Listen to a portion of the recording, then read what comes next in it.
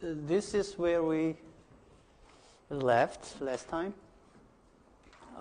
This is the vector error correction model representation of cointegrated time series X. As you can see here, X was assumed to be I of 1. Okay? So non-stationary series. So taking first difference, it is not stationary. And it has lag-dependent variables of several lags. And here is our cointegrating relationship. Okay? And this parameter B, or matrix B, determines the speed of change in X that tries to eliminate equilibrium error. Okay? Because this is the equilibrium error in the previous period. So if this is non-zero, and obviously B is non-zero, so it will decrease X in the current period to recover equilibrium, right? So we said there are two forces that makes current X change. One is, of course, its own autoregressive dynamics, and the other, the second one, which is the return to equilibrium. So these two components will determine change in X. Okay? So if the component variables in X are cointegrated, then this representation exists. And that's one of the contribution proved by Professor Granger, who is Nobel Prize winner. And we go back to our previous problem here, the data generating process, where we assume that x2t was I of 1. So the x1t is also I of 1. And then there is a linear relationship between these two level series where coefficient is 1, right? So these two variables are cointegrated. So we'll study how to find the presence of cointegration using the test known as Johansen likelihood ratio test later today. But before we get there, let's think about what would be the VCM for these two variables. So how to write this one in terms of this one. Okay?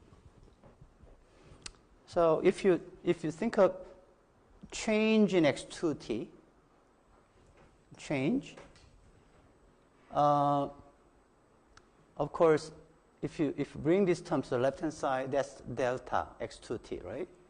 So delta x2t equals to constant plus this one, right? So loosely, let's say delta x2t equals to, there is some constant term delta plus, let's say, some matrix delta x1 t minus 1 delta x2 t minus 1 plus something plus let's say E1, so E2 t. So basically, this structure for that, right? How about delta 1t? Delta 1t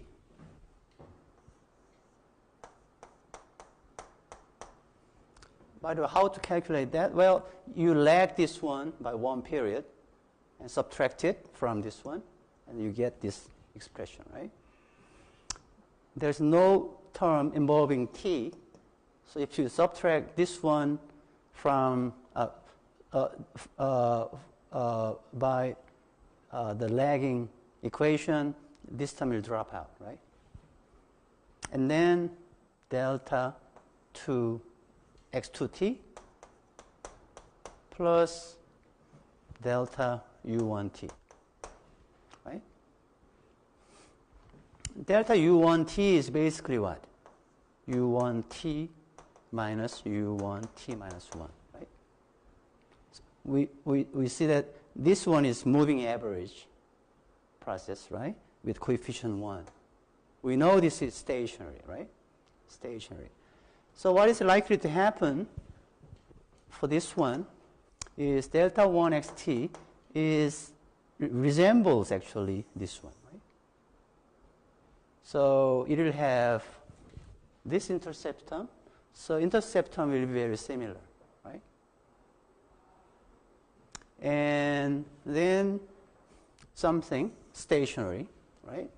So let's call it E1t. Okay. Of course, you know, if you look at delta x2t equals to constant plus something, so there's nothing really going on here, right? 0, 0. Right? Also here, 0, 0. So actually this term may not appear. Right? But we know that x1t minus gamma minus x2t, but lagging one period, t minus 1, t minus 1, which is now this term, right? That's equilibrium error, right? This equilibrium error. And then if they are cointegrated, in fact, then there is something called B. And to be comparable with that expression, it will look like this one.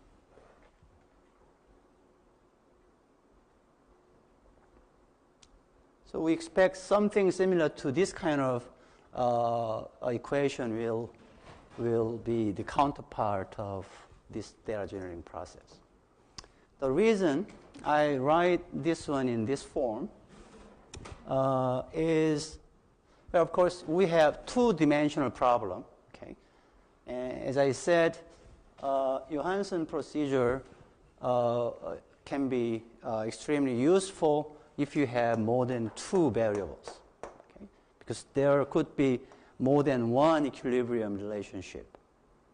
So there could be more, right?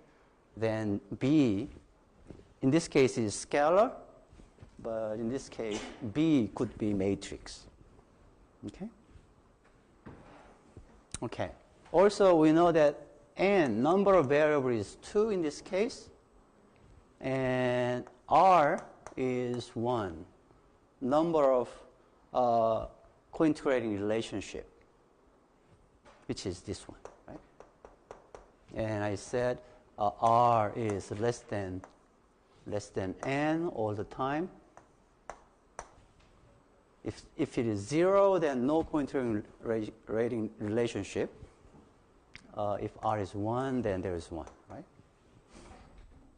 Okay, the reason why I write this one is later, when you try to forecast X in the future, in terms of level, the forecast will depend critically on whether you have some constant like this one, R,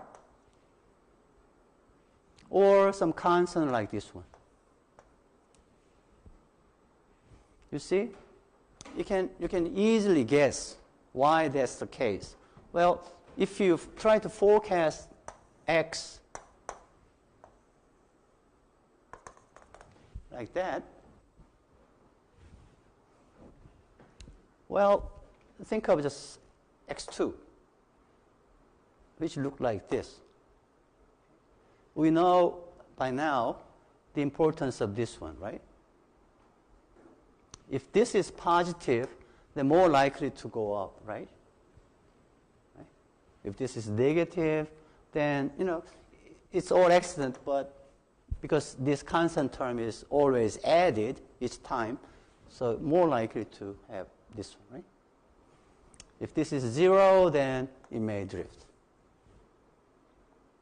So it is very important parameter, right? In this term, which parameter?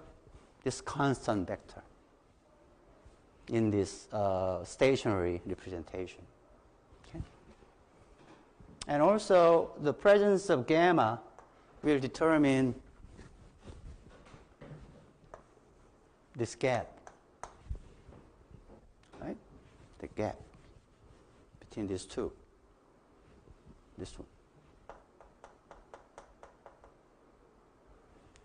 So later in our lecture note, we introduce some funny notations, but in this undergraduate class, all you need to remember is the following. When you try to apply Johansen's procedure, it will ask you what kind of data generating process you have in mind. You are given, let's say, 2 sequences, and it will ask you what kind of data generating process might be suitable for these observed sequences. Well, you may not know, right? Because we don't know actually this one, right? What generates this kind of data. But this is our simulation scheme. So this is our assumption. So we know exactly, right? Because we assumed.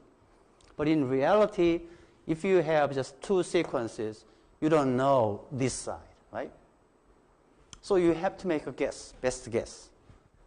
Well, then the first option in this procedure is what if this constant term are all 0, and this is also 0.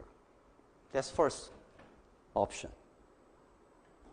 So Johansen will ask you whether the data generating process you have in mind is something like you don't have delta, you don't have gamma.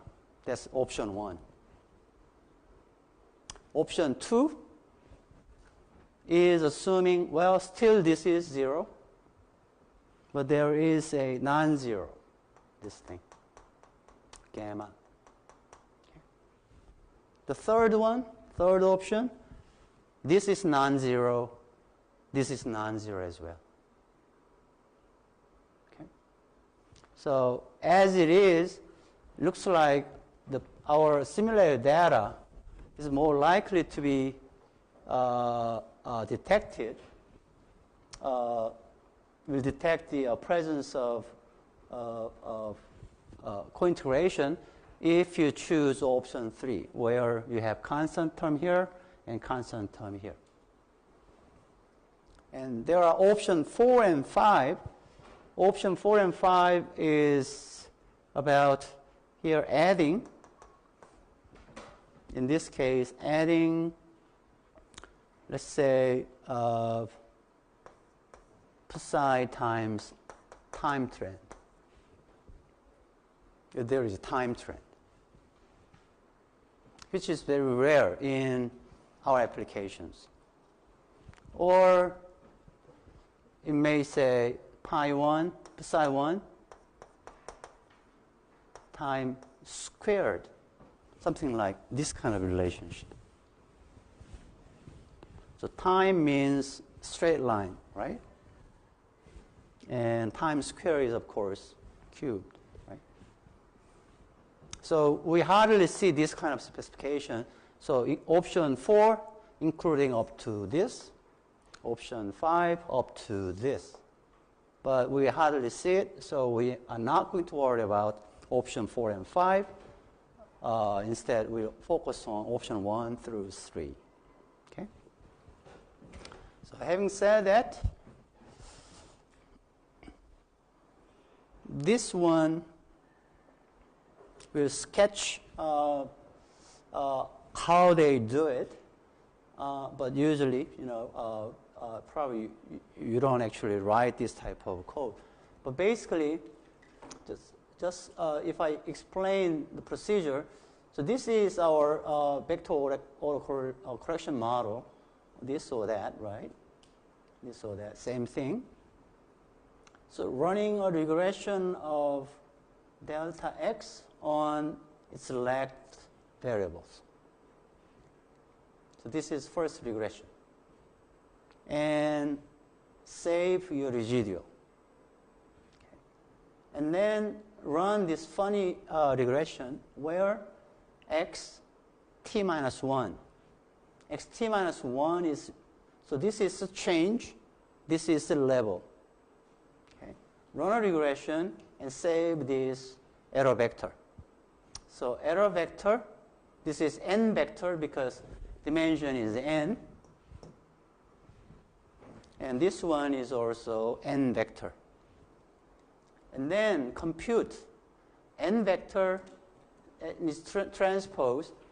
And if you calculate this average, and that will have dimension n by n. N by n. And if you calculate this moment, then let's call it n by n matrix S11. And then if you multiply this these two terms, the cross product, then this is sort of covariance matrix, and this is also n by n. Okay, and then formulate the problem in this way, and try to calculate characteristic root or eigenvalues from this problem. So we're not going to worry about how to do it, but just try to follow the procedure. Then, because you have n by n everywhere, there will be n solution, lambda 1 through lambda n, okay, n of them, and sort it from the largest to smallest. Okay. And we also know that for each eigenvalue, there will be a corresponding eigenvectors, right? We've seen that when we discussed principal component analysis. When you calculate eigenvalue, then you can also find corresponding eigenvectors. Okay. And then the form this vector in this way. Okay, so column by column, form new matrix V. Okay.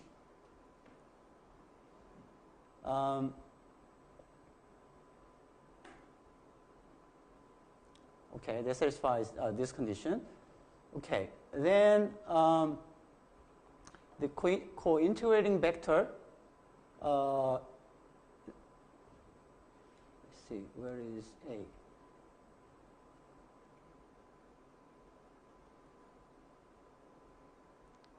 Okay, let's keep moving this one and move to here, where our focus is to find how many co-integrating relationships among n variables, right? The procedure is like to find first R number of non-zero eigenvalues. So procedure, well, it shows some of the way of calculating things, but you can skip this part without any, without missing anything, Then focus on how to test whether there are non-zero eigenvalues and rest of them zero. Okay. Because we know that natural log of value 1 is 0, and you're trying to find R number of non-zero one, think of natural log 1 minus lambda. 1 minus lambda. So if this number is in fact 0, then you are subtracting 0 from 1. So natural log 1 is 0, right? Natural log of this, 1 minus that is 0, right? So we try to play with natural log 1 minus lambda. And there is first version, so-called trace statistic. Okay? Trace statistic, the null hypothesis is this. There are at most R cointegrating relationships against more than R. So you see here, trace statistic of R. So your null hypothesis, there are at most R number of cointegrating relationships. And if you run a summation from R plus 1 through n, number of variables, this is R plus 1, 2, 3, up to n, right?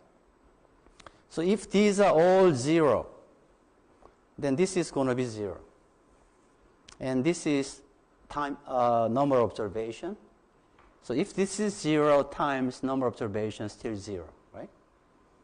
But in fact, when you actually calculate these numbers may be very small, 0.0000, but some numbers, right?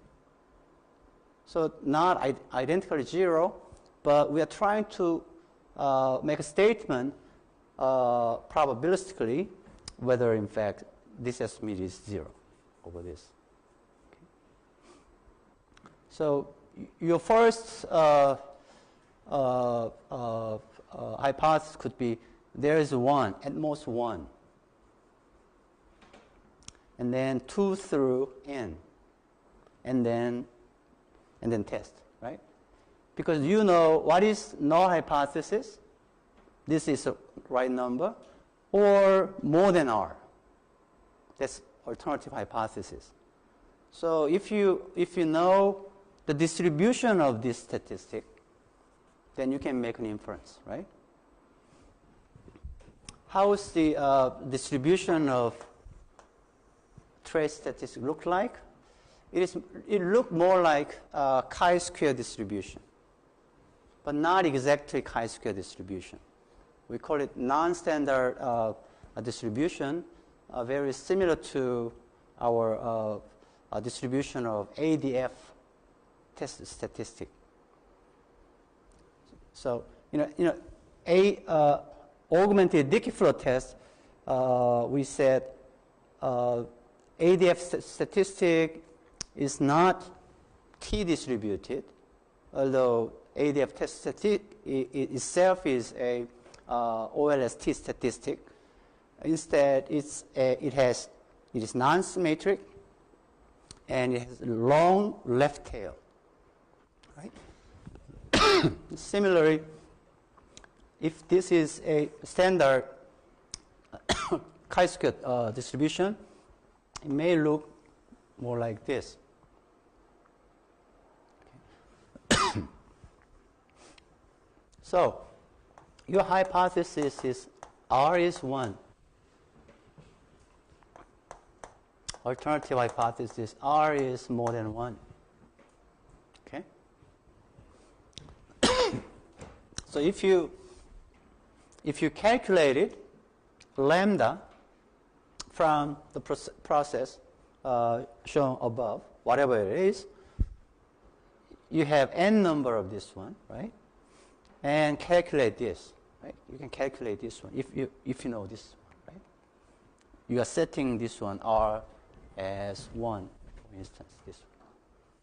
Suppose that statistic turns out to be here.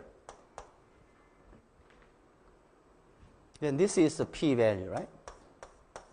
This is p-value.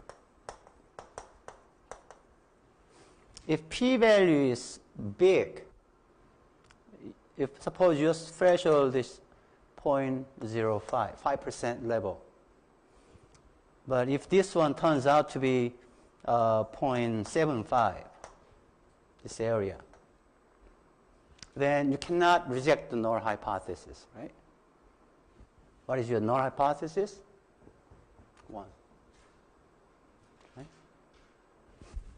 If your null hypothesis was previously no cointegration relationship against alternative hypothesis, R is greater than 0. Suppose you try to test this one, setting R equals to 0. So you are testing whether all of lambda from 1 through n are jointly 0, right? If R is 0, right? Suppose your test statistic turns out to be here, leading to this p-value. Suppose p-value turns out to be 0.002. That means you're rejecting the null hypothesis, right? Rejecting the null hypothesis. What is your alternative then? There are at least one continuing relationship, right? So you start with this hypothesis. If this is rejected, then it is indicative of one cointegration relationship existing in vector of x. So then you move to this hypothesis. If you reject it, then there are at least two cointegration relationships. You keep doing that until you cannot further reject the null hypothesis. So that's basically the procedure. Okay? So this is the trace statistic. So here, what to remember is you are testing what is the null hypothesis and alternative hypothesis. Null is, if I say it again, there are at most R cointegration relationships among n variables. And the alternative is there are more than R cointegrating relationships. More than R, right? But you can test like there are two cointegrating relationships against three cointegrating relationships, just adjacent one, right? You can test that part, right? So if you want to do that, you can try this max eigenvalue test statistic, where you are testing, you notice there are R number of cointegrating relationship against R plus 1. So you are looking at just R plus 1th eigenvalue only, right? So if you simulate the distribution of this one on the null hypothesis of this, then there will be another distribution, look more like this one, and you can determine whether your hypothesis is rejected or maintained. Okay? Okay.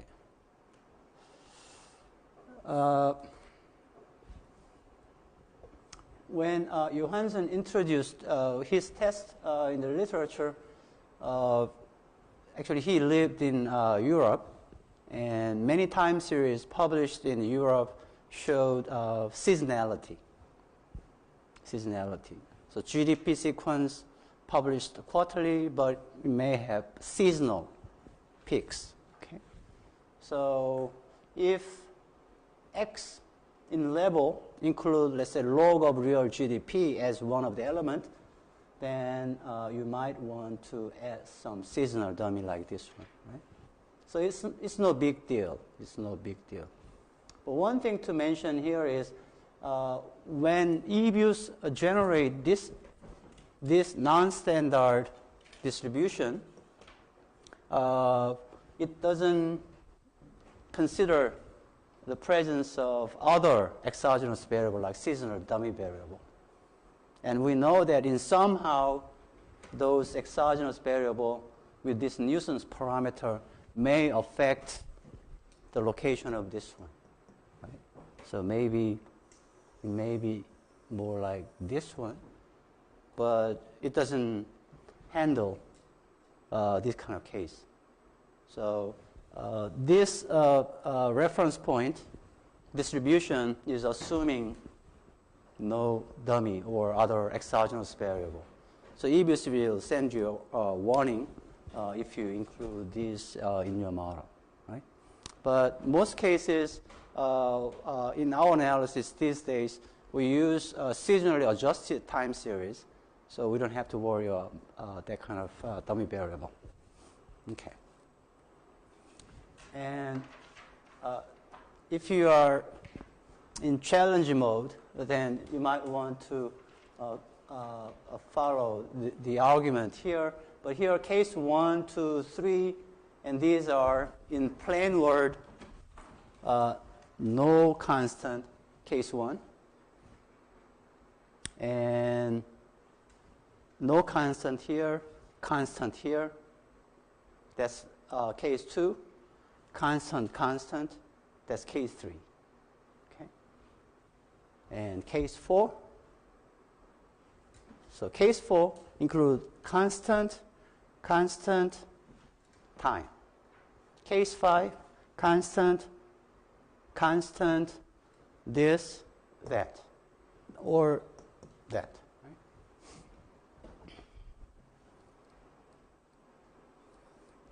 Okay, let's do this.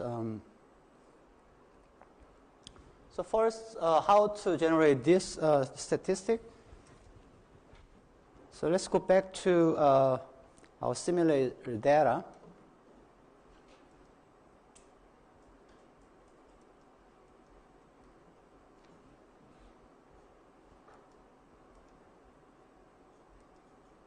We've seen this data last time. Okay. So let's try.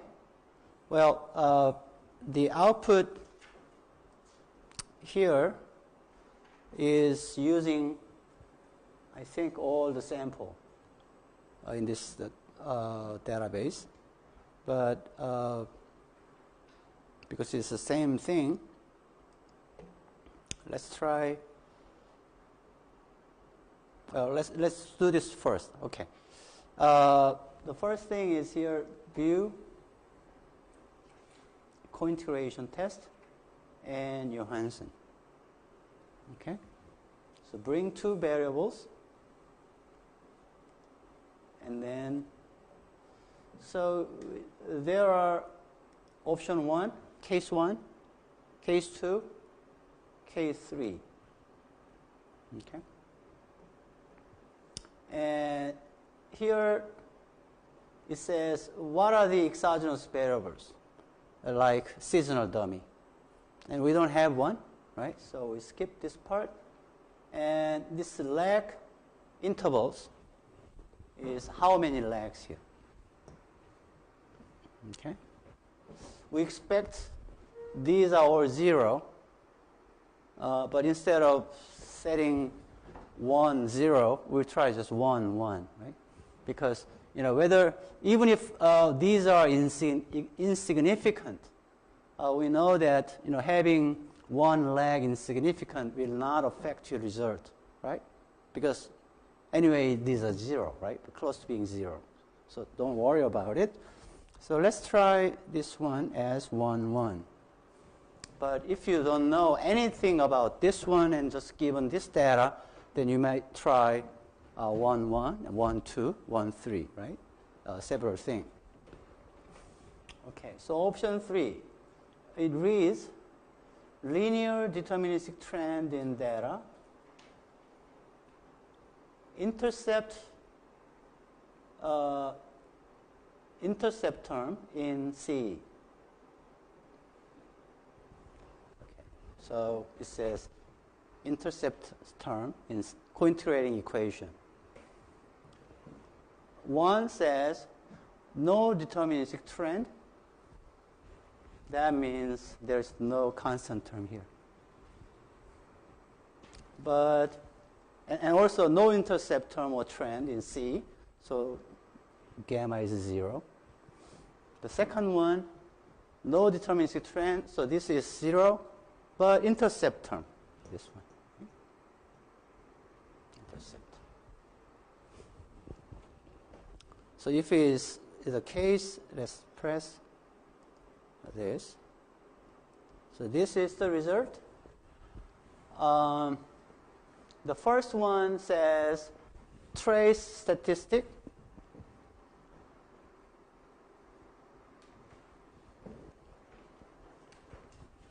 It says lags interval in first differences. First differences, one lag, right? So that's what it is. And trace statistic and maximum eigenvalue statistic. Right?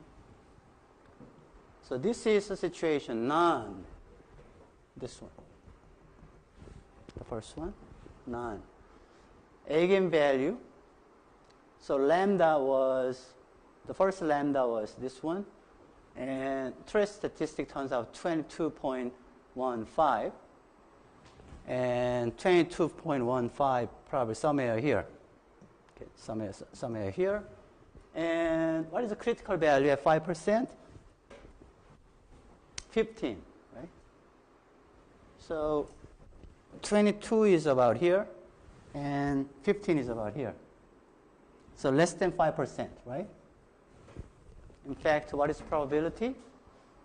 0.43%. So less than 1%, right? Less than 1%. So significant. So no cointegration relationship. This hypothesis is rejected.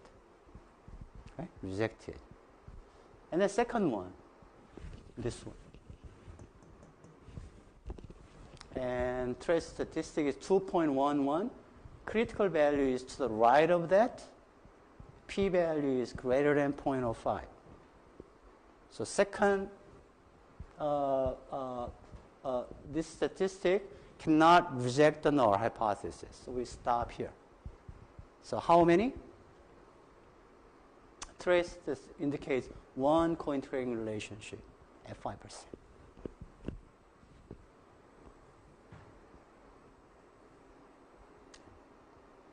And this critical value is computed from this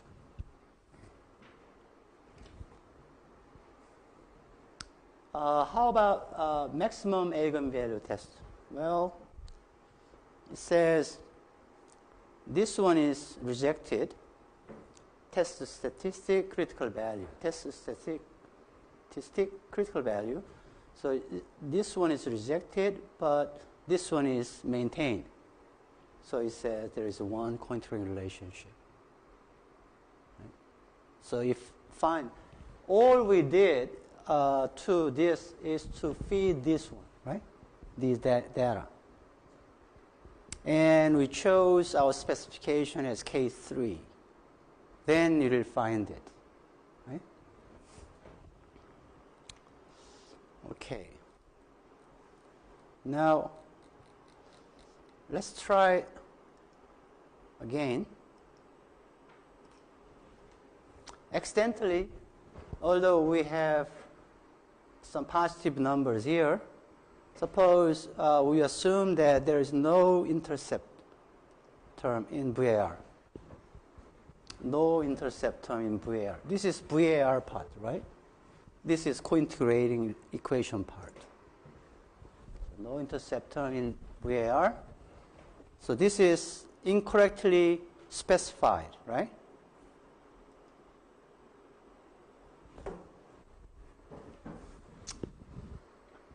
Rejected, and rejected. Rejected and rejected. And it says, well, there are two cointegration relationships. We have two variables. It says 2, right?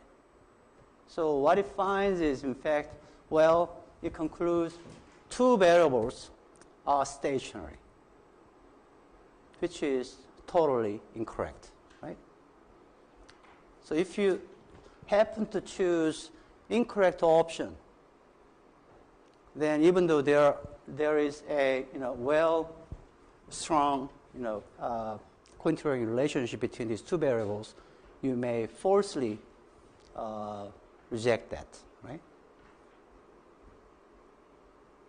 So making a guess about what kind of data generating process is very important. But if you don't know of this and DGP, how can you determine? You happen to choose option 2 and get this result, and option 3 and you get the other result. How to determine which one is which one is correct?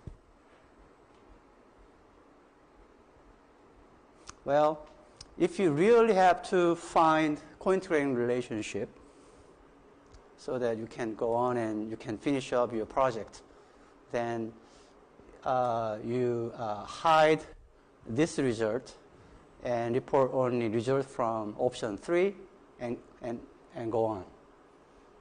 That's one way of doing it. Hiding inferior result, which is not desirable, right? So you have to, well, the bottom line is, if you don't specify this test in a correct way, your forecast, particularly your long-term forecast, will be very different. Very different. So that's at risk, right? So hiding is not, the one that you should choose as a correct option. Instead, here is one way of checking. It may work, may not work, but I believe that it will work most of the time. So what you do is, because you're suspecting your data may belong to either this or that, excluding these 2 possibilities as a remote possibility. So we ignore this. We try to choose the right answer from this one. Okay, suppose that's your target. Okay, but you don't know which one is the right data generating process. Then you can try this option and this option and this option, and then pick one. That's not a good strategy, right? So what you do is you select this one. It will try to run these 5 options and provide you a summary. Okay? So let's try this one, keeping this one 1. I don't think this one will affect that much, because this is short dynamics, right? Short dynamics doesn't affect your test result on long-run relationship, right? So that's not a critical factor. But let's keep this one simple, just 1, 1. And this is a summary, okay? So option 1, 2, 3, 4, 5, okay? What are the other information? Well, here it says log likelihood by rank and by moderate. What it says is, when we form matrix like S00, S11, S10, those matrix, the size of which is n by n, then because this is matrix, you can calculate rank, right? If you recall, we want to calculate rank of this thing, right? Rank of this thing. So rank could be 0. So everything, so it's not binding. So X is just I1. Right? If it's all constant, then x is itself constant, stationary. So it's by rank. Rank is 0, 1, maximum 2, in this case, 0, 1, 2. Okay, now, if rank is 1, then it means you have one significant lambda.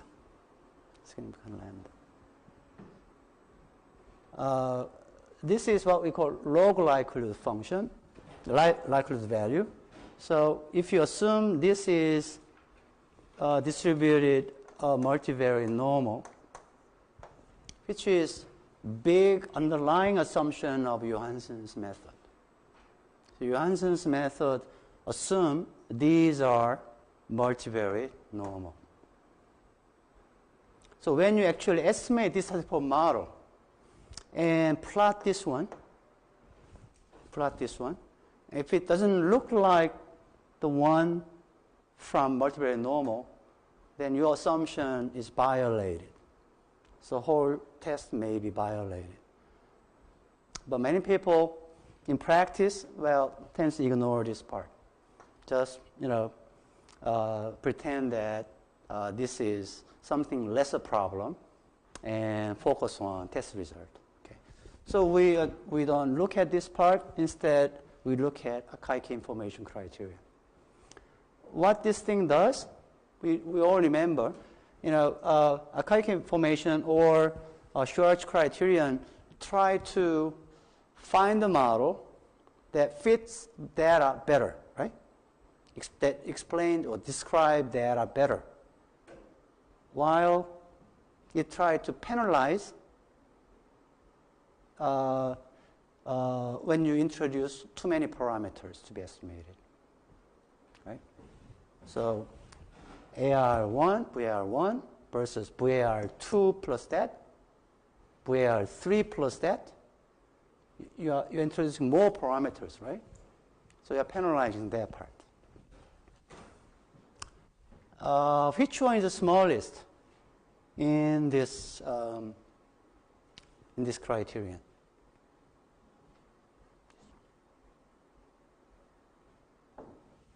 This specification having one significant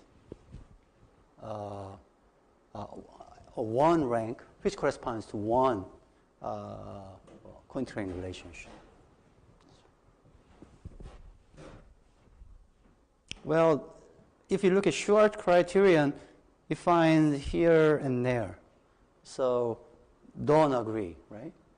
Each other, right? But if you're lucky, and because we know the true data generating process, we know that this is the answer, right? This is the answer. But in reality, you don't know exactly which one is which. Then you have to make a decision whether to stay on archaic information criterion or this one. Okay. But when you look at this part, here it says 2, it all weighs out, right? So if you stay on this one and this specification, you're on the right money. Okay.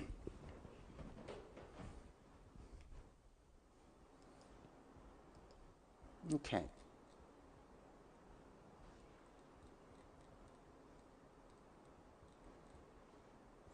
Let me show you the estimation results later. Instead, let's go to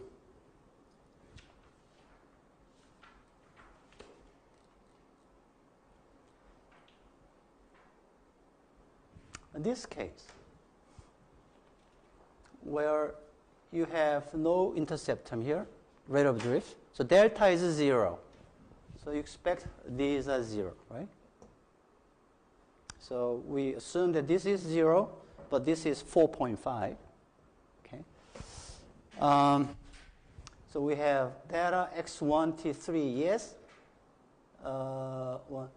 This is yes. And x2t, no intercept term, no. Right? So 3, 1t.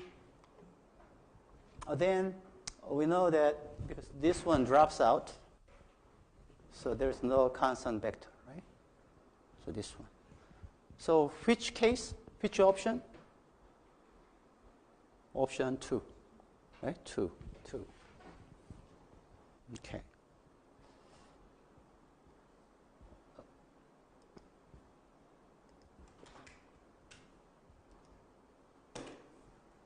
So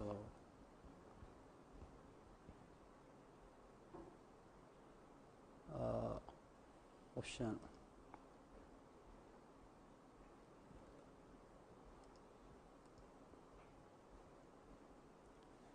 3s. Where is 3s? 3s. And this 2, right? So this is the data you've seen already. This one. And we expect option 2 is correct specification, right? So if you try cointegration test, and usually option 3 is default, right? So suppose you don't do anything and just press enter. Okay. Then it says there is one continuing relationship, and of course there's another one, right? So it can happen. How about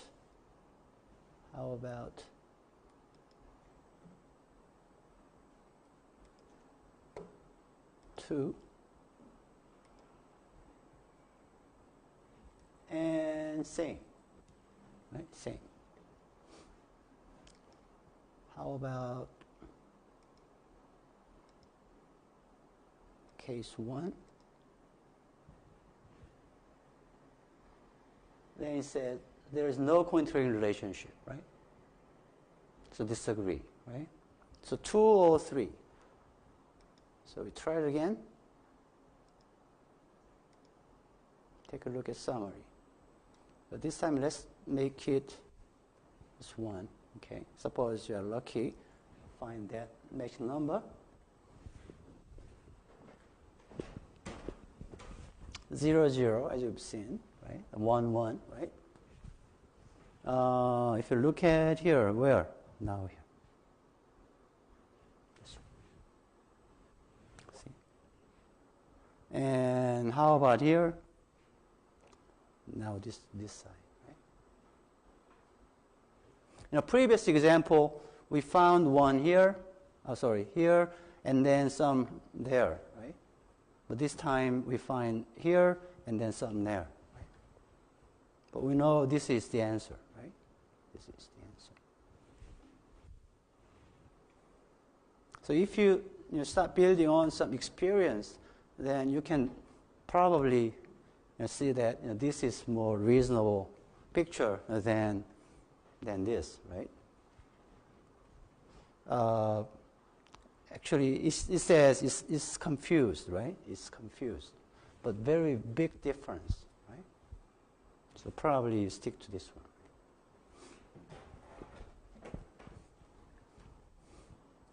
Because we don't know how many legs are more appropriate, so let's include more legs and see if whether the result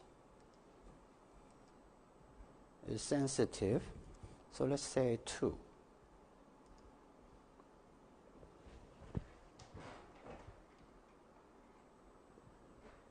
Oh, if you have more legs, irrelevant legs, then still find it here, but this one don't agree, right? And it finds that, right?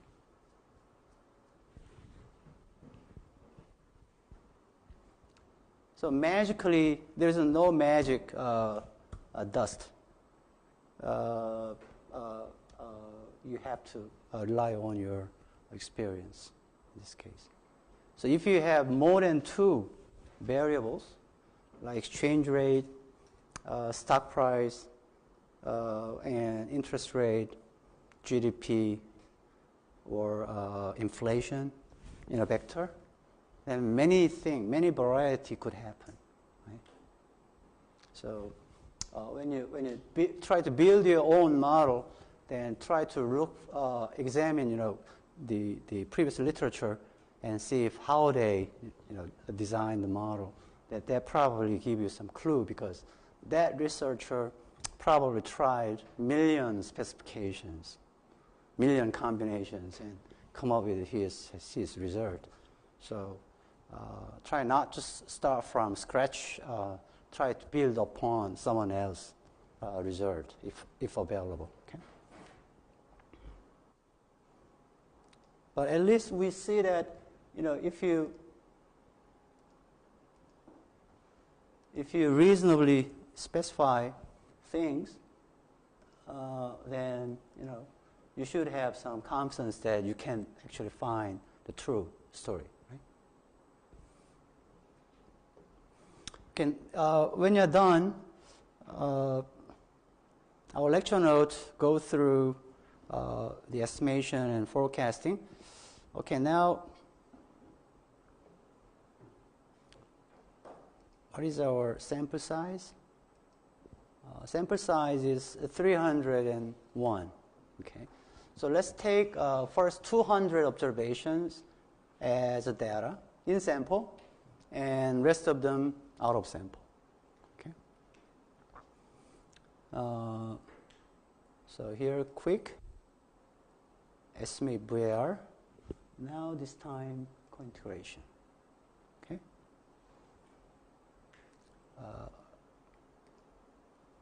Vector error correction model here, right? Estimation sample is up to 200. Endogenous variable, I believe I don't need to,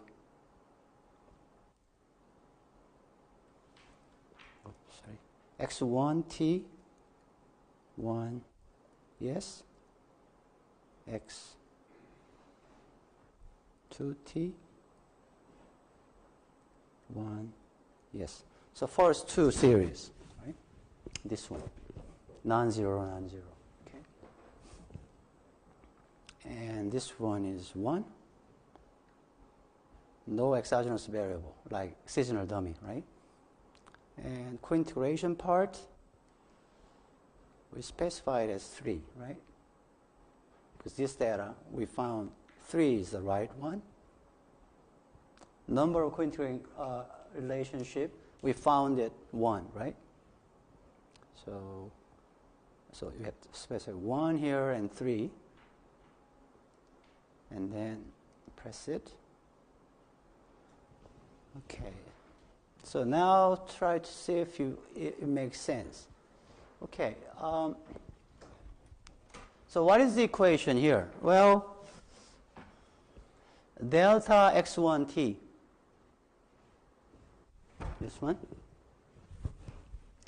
delta x2t equals to, first two parameters, delta, delta, delta, delta. What was our delta in the simulation? It was 0.5, right? 0.5. 0.37, 0.44. Right? We have only 200 data, right? So it's not really 0.5, but very close, right? Very close. And what are the coefficients here? So first coefficient, first equation, this times that, right?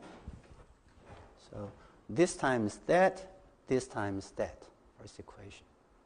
So these two numbers are these two numbers. Next two numbers are these numbers. And then we see that this one, standard deviation, t-stat, insignificant. This one, significant. So we have something going on here, right? Zero correlation, right? Captured right in here, but in somehow that might be affecting the estimate may be this one. Oh, sorry, this one. So this is small part, but it turns out that first leg, one of the component, 4 parameters is significant, right? Of course, these are significant, right? How about cointegration relationship? In our data generating process, this was 4.5. 4.2. The way we read it is x1t times 1.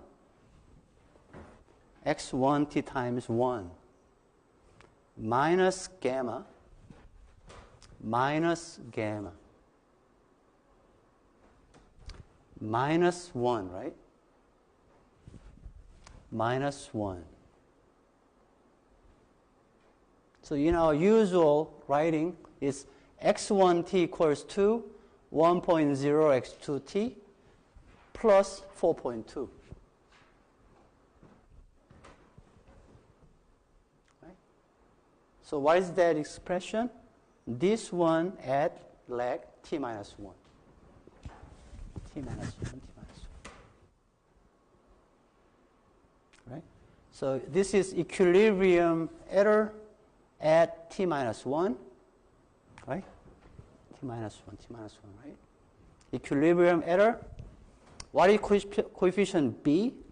Actually, B is not constant because this is single number, right?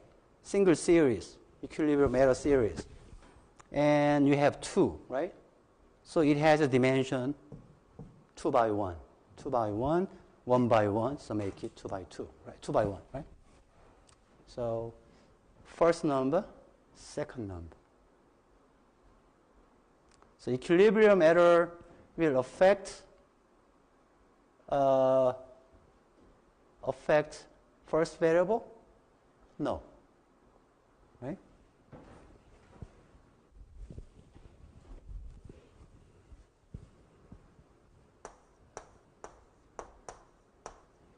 Right?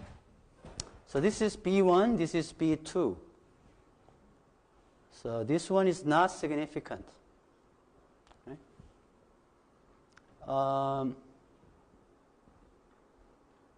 x2t. This one is significant, or or marginally significant.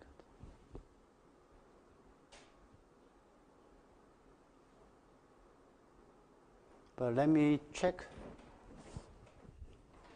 one thing here.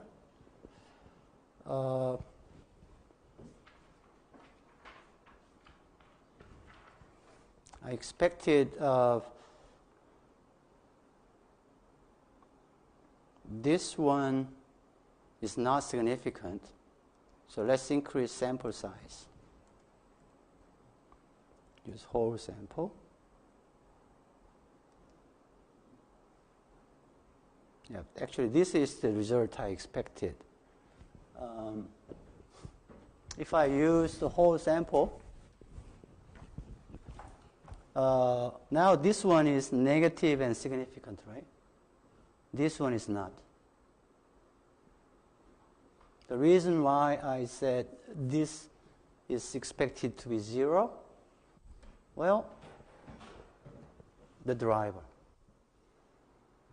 Driver is something that moves along, right, by itself.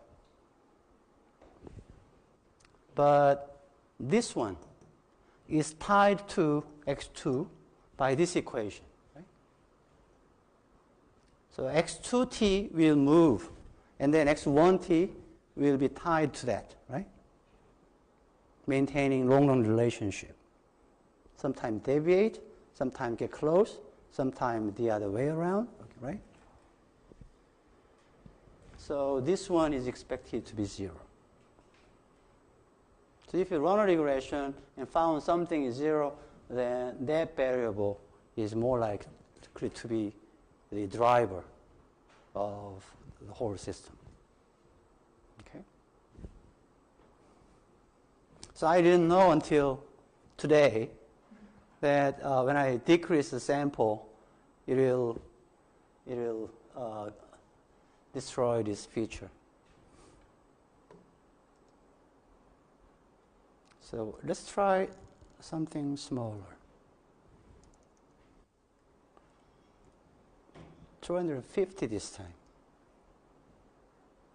Yeah, still okay, right? But when our real data is 300, but I cut it to 2/3, then it shows sign screwed up, right? So you probably guess why researchers eager to extend their sample try to collect as many data as possible, particularly when you try to generate long-term forecasts. So if you build a model that simulate interest rate for up to 30 years from now, which is kind of usual task asked by researchers at National Pension Service in Korea. But their pensions, the horizon is more than 30 years, right? So they have to simulate interest rate up to that point. But if you want to simulate up to 30 years, you have to have some experience of about same size or more, right? But our interest rate doesn't go back that far. So that's a real problem. So we never know whether they are in fact facing the same problem as ours. The data just available is covering up to 200 observation, and still, their model have to be improved upon collecting more data. Okay, suppose this is the right one, and archaic information criterion is this number. Right? So if you selected more lags, then this number will start increasing. Right? So you can see that. But because the way I generated this one is set to 0.5, and this one is 4.5, which is big number, where these are generated from standard normal. So the shape of x and x1 are driven by this constant. So the portion in this one is very small, so like this way. Right? For this one to decrease, there has to be some negative value, right? But when this one is distributed within this range, small range, even if it takes a negative value, it won't affect the direction, right, that much. So we have this. So when you try to explain the change in this one by the lags, the portion explained by that, even if it is significant, if this is significant, still very small, about 2%. And we know that this is purely random walk, right? Not explained by anything. So change in x2t. So when something is not predictable at all, cannot be explained at all, adjusted R squared could be negative in many cases. Right? We know that this is reasonable, and this is reasonable because this is our driver. Right? Nevertheless, because we estimated this model, we try to forecast it. The forecasting is, straightforward because we know that if you recall,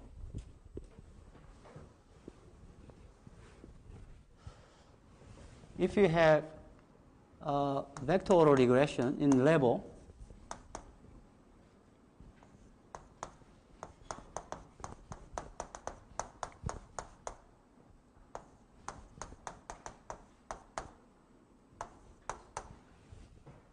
So this is in terms of level. And if you subtract this one by xt minus 1, and then you start, you rearranging the terms, you will find VAR representation in change term this way, and one less leg. Okay. And this is a case when components are cointegrated, right?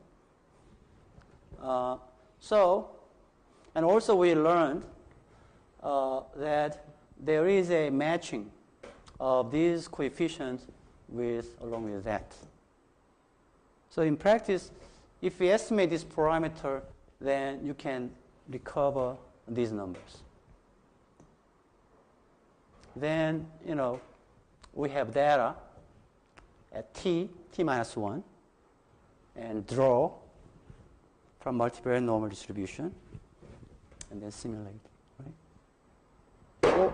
Or we can use fitted residual vectors and draw column by column, and we do the bootstrapping, right? So simulation is in fact the same as what we've done previously.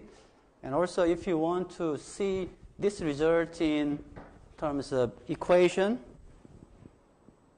view, representation, I show you first equation this way, second equation this way, right?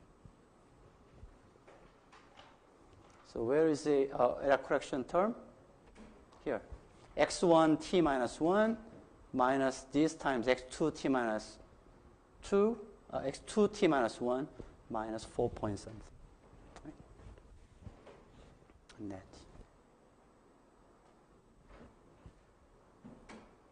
So this error vector are the same. Right? The same. And then coefficients are different. Right?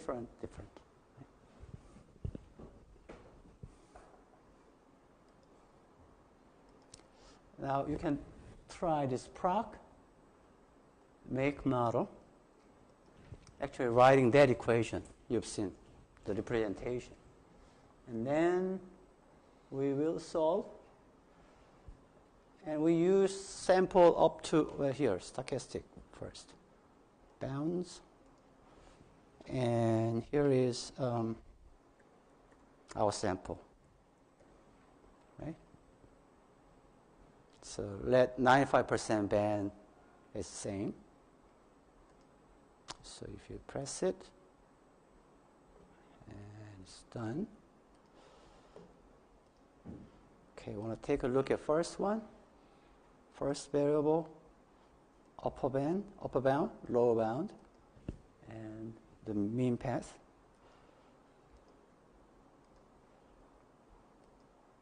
Oh, sorry. View, graph.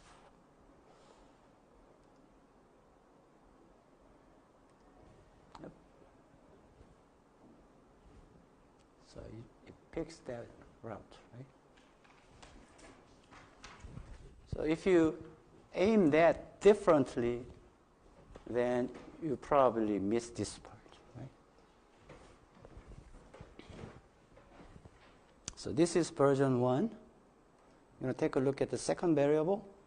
I think it should be similar. 2, 3, 4.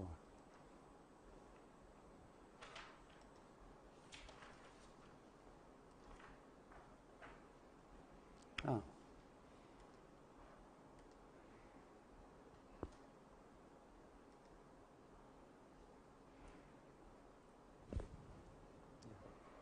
Finds that, right? So, shall we make some mistake here?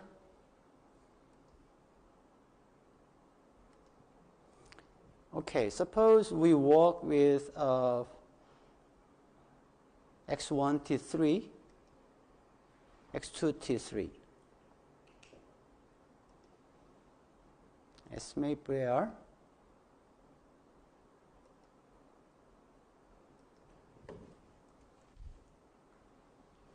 250. And x1t 3, yes. x2t 3, no. So this is a case of the second graph of the simulated time series, right? x2t 3, no. This, right? And 1. Cointegration, we know there's 1. And this is the right one, right? Would you want to try 1 or 3? So false representation. Previously, it was competing with 3, right? 3. So let's try 3. So you are confused and you are not decided. So you accidentally chose option 3 as opposed to option 2. Okay. This is the situation. So you estimated the model. And you have this intercept term, which shouldn't be here, right? But included. But luckily, you don't have significant number, right? But small negative number. This one's significant, and perhaps this one's significant too. By the way, when you try to estimate option 2, theoretically you can calculate standard deviation for this constant, so it doesn't show that. But the magnitude is close to 4.5, right? So suppose you chose this model and try to estimate it.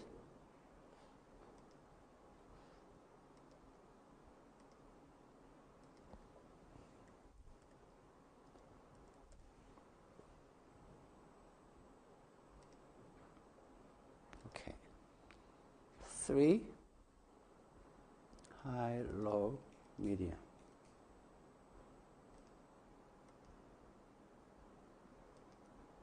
What is your anticipation? Because those insignificant intercept term have numerical value of negative value, right? Negative. So that means slightly, but we know that the data appears to be going down, right? So maybe not that terrible.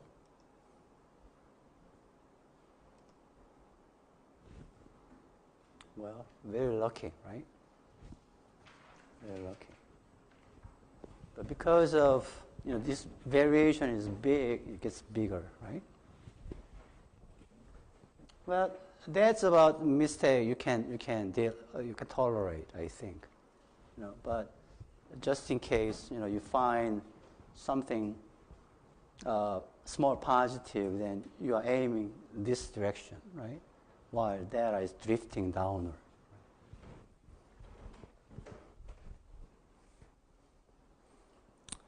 Excuse me. So let's try.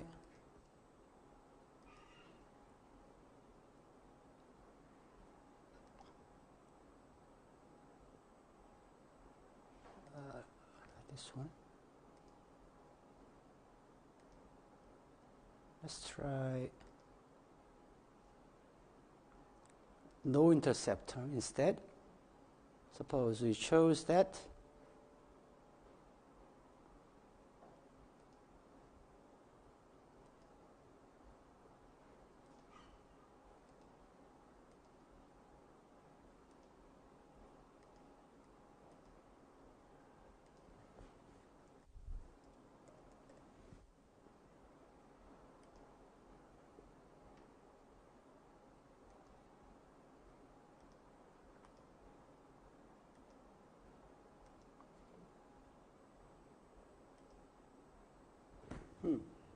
Not much different because let's see. even if we ignore this part and no intercept term, the reason may be because of, the variation is much bigger in this case, I think. Let's take a look at 3, x2, 3, no. How about this one? It should be very similar.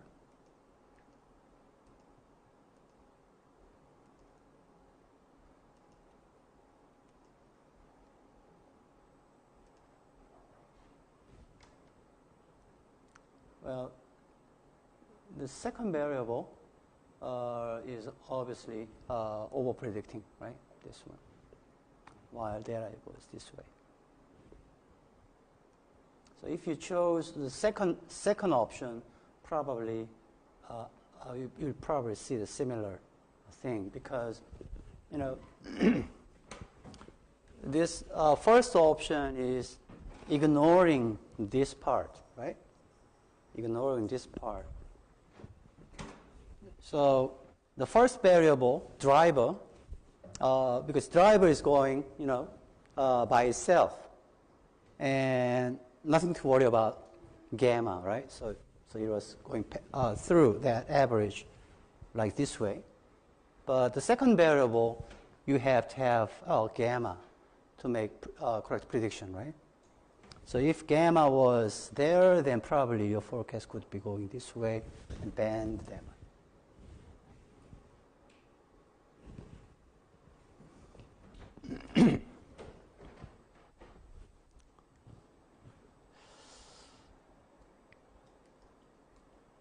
So the rest of the lecture notes explains this, but the same thing, right?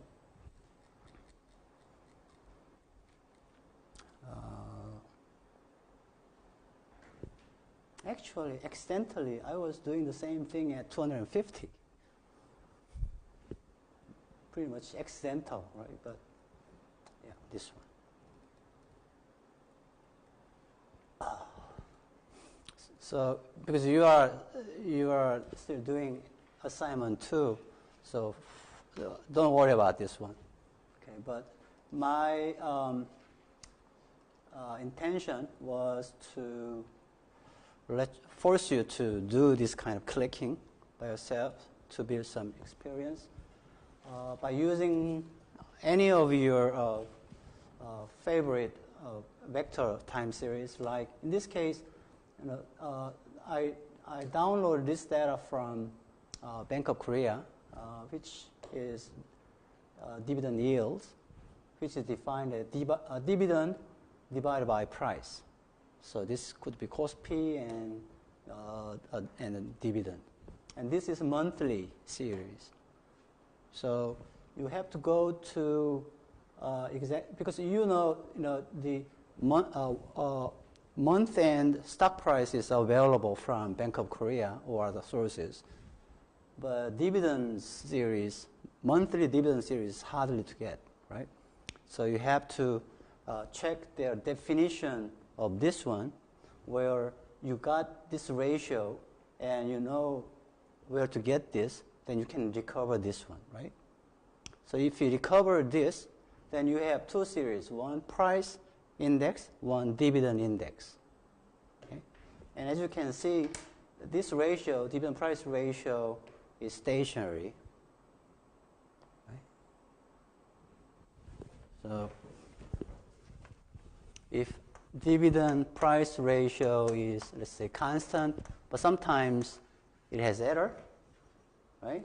Away from that, then you can, so if this is your long-term relationship between these two, then you can take natural log on both sides, right? So ln D minus ln P is ln C, right? So this is x1t minus x2t equals to constant plus epsilon, right? That kind of cointegrating relationship. So you can try that, right? Also, if you have consumption, disposable income, you are consuming fraction of your disposable income. So if you define this as GDP net of tax, then your disposable income, right? And then consumption, and then we know that average propensity to consume, APC, is constant over time. It's very similar, right? So you can try this exercise using real data and see if whether you can predict future better. Then the output from predicting this one individually or this one individually. Then we said, as long as your focus horizon is long, then probably you want to find some good theoretically related variable so that you can use those information in your projection. Okay? Also, Bank of Korea report this number, price earnings ratio, like this one, which is stationary. So if you have stock price and the ratio, then you can recover this earnings index. Earnings index. And we know that this has to be something stationary, which means it has long average, right? So very similar. So you can try to predict future earnings of all the stocks in Korea. Okay. So this is what I have to say for this week. And you can ask questions about your homework after this class, one thing. Second, next week we'll start discussing state space model and Kalman filter. And we'll move away a little bit from the C-views, and we need to do some Gauss coding. But the simplest case, you can handle it, state space modeling and estimation using E-views as well. But it is very limited. But many interesting examples, applications, you need to write your own code. So we'll try to go through those basics of state space model and Kalman filter estimation, and then see if what kind of new things we can bring in to our realm of analysis. Okay. Thank you.